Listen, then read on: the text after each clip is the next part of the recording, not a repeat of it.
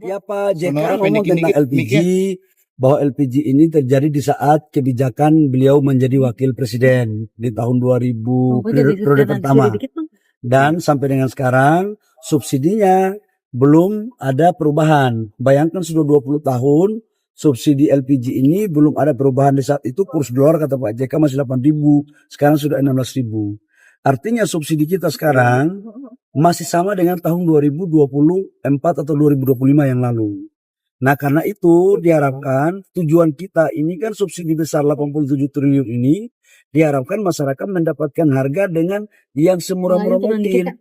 Tapi penataannya kan sekarang jujur kita katakan ada di tingkat sampai tingkat masyarakat itu dibeli sampai harga 25.000 per tabung. Harusnya kan perhitungan kami maksimal itu di angka di bawah 20.000, 18 atau 19.000. Ada yang sekarang langka itu beberapa bulan lalu 25.000, ada juga yang 30.000. Tidak hanya itu, ada juga yang mengoplos.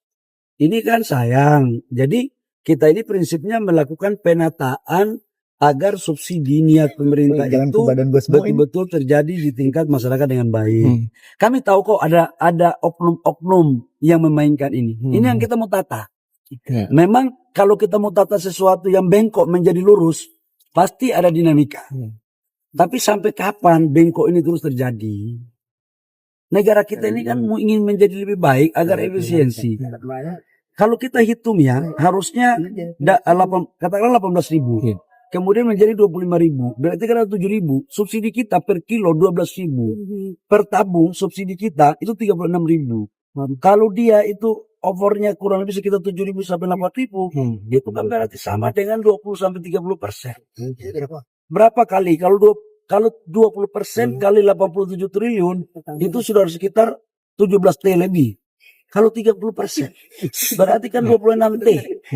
Subsidi yang tidak tepat sasaran dari LPG. Sampai kapan negara kita mau seperti ini? Ini yang kita lagi tata sekarang. Jadi tadi saran Pak JK, Rob? Ya Pak JK menyampaikan bahwa penataan itu penting. Penataan itu penting ya. Pak, yang menjadi kritikan adalah Pak, yang menjadi kritikan bahwa sosialisasi katanya kurang Pak. Sekarang gini, pengencer yang tadinya pengencer kita jadikan menjadi sub pangkalan. Kenapa? Karena kan alurnya begini loh. Dari Pertamina menuju ke agen itu harganya sekitar 12 sampai 13.000.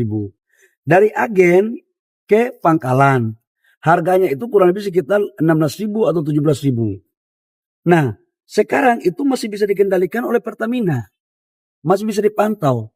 Dari pangkalan ke pengencer itu di situ yang susah Pertamina kendalikan, nggak ada instrumennya, dan itulah harganya terjadi sampai dengan di atas 20.000, bahkan ada yang 30.000 kadang-kadang, bahkan ada yang dioplos. Nah dengan mereka menjadi sub pangkalan, maka kita akan menaruh fasilitas yang sama dengan di pangkalan supaya harganya bisa kita kontrol pakai IT.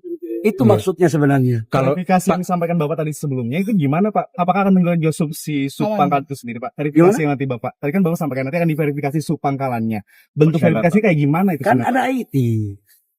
Pertamina mengontrol pangkalan itu kan ada IT-nya, ada teknologinya. Nah IT-nya ini tidak akan ditempatkan langsung oleh Pertamina. Nah tidak ada biaya yang dikeluarkan sedikit pun oleh sub pangkalan. Saya menyadari bahwa ini kan barang baru. Pasti ada penyesuaian. Nanti sambil kita melihat perkembangan beberapa waktu ke depan. Download Tribun X sekarang. Menghadirkan lokal menjadi Indonesia.